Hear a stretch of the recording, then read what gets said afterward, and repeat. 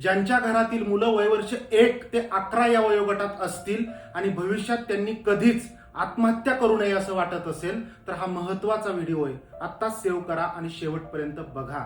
आकडेवारी ऐकली तर तुमच्या पायाखालची जमीन सरकेल की भारतामध्ये दर दिवसाला 35 ते 40 विद्यार्थ्यांच्या आत्महत्या होत असतात आणि दुर्दैवाने महाराष्ट्रात हे प्रमाण सगळ्यात जास्त आहे.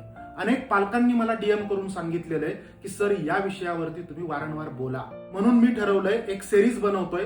पुढील 11 दिवस सुजाण पालकत्वाचे 11 नियम मी तुम्हाला सांगणार आहे. नुकतीच माझ्याकडे एक केस येऊन गेली. 10 वर्षाच्या मुलीनं आईला हातातला ग्लास फेकून मारला. मग मी आईला विचारलं तुम्ही काय केलं, तर त्यांनी सांगितलं सर काय करणार, आम्ही तिला कोंडून ठेवलं, बेदम मारहाण केली, तिच्या शाळेत जाऊन ही धिंगाणा घातला आणि शेवटी चूक आमच्या लक्षात आली. जेव्हा एखाद्या मुलाची तुम्हाला एखादी वस्तू फेकून मारण्या इतपत मजल जाते म्हणजे त्याला तुमच्याशी काहीतरी महत्वाचं बोलायचंय.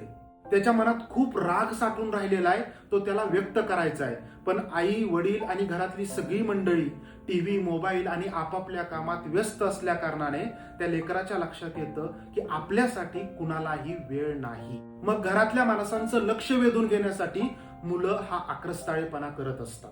ज्या मुलांच्या घरात आई वडील सातत्याने भांडतात, एकमेकांच्या अंगावरती धावून जातात किंवा आपला राग व्यक्त करण्यासाठी एकमेकांना मारतात, ती मुलं सगळं काही बघत असतात आणि त्यांच्या एवढंच डोक्यात येतं राग व्यक्त करण्यासाठी असंच काही करावं लागतं. यात अजून एक गोष्ट लक्षात घेण्यासारखी आहे, ती म्हणजे आपलं एकुलतं एक लेकरू लाडकं असतं. मग कालांतराने घरात दुसऱ्याची तयारी सुरू होते.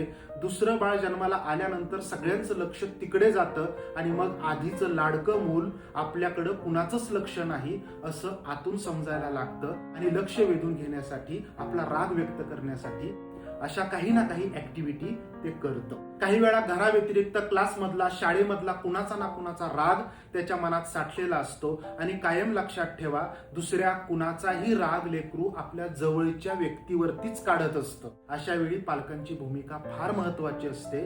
असं ज्यावेळेस लेकरू वागतं त्यावेळेस त्याच्यावरती न रागवता न चिडता खूप संयमाने त्याला जवळ घेणं, त्याचं कान देऊन ऐकून घेणं, त्याला प्रोडक्टिव्ह वेळ देणं आणि सगळ्यात महत्वाचं त्याची प्रेमाची भूक भागवणं हे गरजेचं असतं.